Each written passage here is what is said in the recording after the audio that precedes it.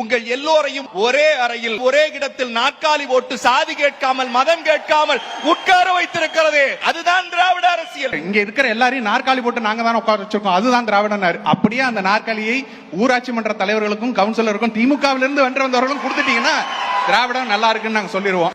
எந்த சாதி எந்த இனமாக இருந்தாலும் கோவிலுக்குள் உள்ளே வா என்று சொல்லுவது திராவிட அரசியல். கோயில் நுழையறதுக்கு திராவிடம் தான் இது பண்ணாரு. அப்படியே வந்துட்டு அந்த திரௌபதி அம்மன் கோயில் வந்துட்டு பூடியே கிடக்கு.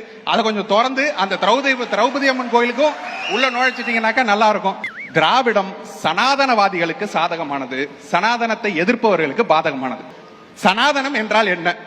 முதல்ல நாங்கள் பிறப்பால் நான் இந்த கருவறைக்குள்ள இருப்பேன், என் தோப்பனார் இருப்பார், நான் இருப்பேன், என் மகன் இருப்பான், பேராண்டி இருப்பான், நீங்க உள்ள வரக்கூடாதுன்னு சொல்றது சனாதனம். அப்போ இதை எடுத்துக்கொண்டு நான் ஆட்சியில் உட்கார்ந்து கொண்டிருப்பேன், என் தகப்பனார் இருப்பார், நான் இருப்பேன், என் பேரன் இருப்பான், என் புள்ள இருப்பான்னு சொல்றது.